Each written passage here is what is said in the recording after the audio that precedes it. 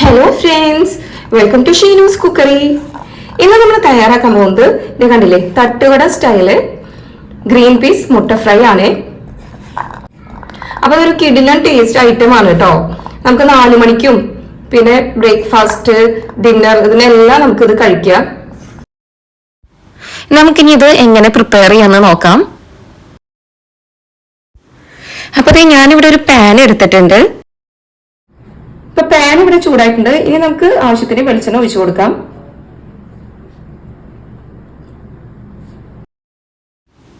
വെളിച്ചെണ്ണ ചൂടായതിനു ശേഷം ഞാൻ ഇതിലേക്ക് 2 മീഡിയം സൈസ് സവാളയാണ് എടുത്തത്. അപ്പൊ മീഡിയം സൈസ് സവാള ചെറുതായിട്ട് അരിഞ്ഞത് ഞാൻ ഇതിലേക്ക് ഇട്ട് കൊടുത്തിട്ടുണ്ട്. പിന്നെ ഇതിലേക്ക് ആവശ്യത്തിന് ഉപ്പ് ഇട്ട് കൊടുത്തിട്ടാണ് വഴറ്റുന്നത്. ഇപ്പൊ സവാള ഇവിടെ നന്നായിട്ട് വാടിയിട്ടുണ്ട്. ഇനി നമുക്ക് പച്ചമുളക് ചേർക്കാം. ഞാനിവിടെ 2 പച്ചമുളകാണ് കട്ട് ചെയ്ത് വെച്ചിട്ടുള്ളത്. അത് നമുക്ക് ഇതിലേക്ക് ഇട്ട് കൊടുക്കാം. ഇതിലേക്ക് കുറച്ച് വേപ്പില ഇട്ട് കൊടുക്കാം.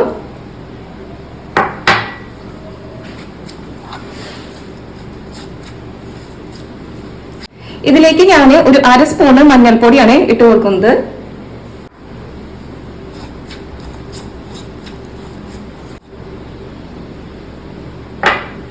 അടുത്തതായി ഞാൻ ഇതിലേക്ക് കുരുമുളക് പൊടി 1 സ്പൂണ് ഇട്ട് കൊടുക്കുന്നുണ്ട്. നമുക്ക് നന്നായിട്ട് മിക്സ് ചെയ്ത് കൊടുക്കാം.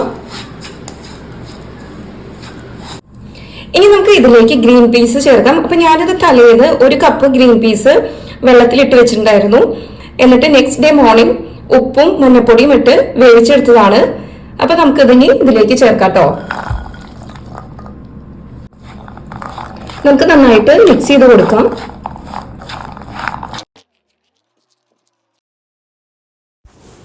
ഞാൻ ഇതിലേക്ക് 1 സ്പൂണ് ഗരം മസാലയാണ് ഇട്ട് കൊടുക്കുന്നത്. നന്നായി നമുക്ക് യോജിപ്പിച്ചു കൊടുക്കാം.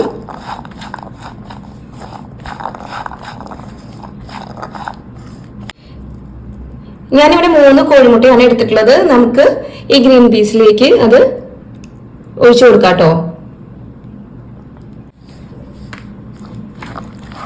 നന്നായി നമുക്ക് മിക്സ് ചെയ്ത് കൊടുക്കാം.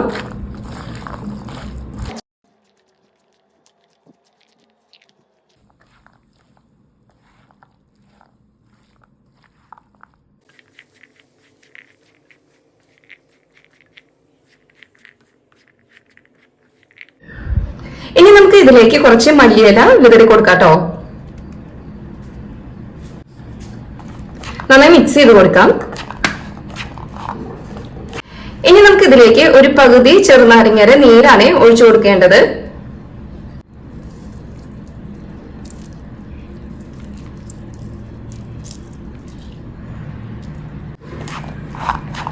നന്നായി ഒന്ന് കൂട്ടി യോജിപ്പിക്കാം.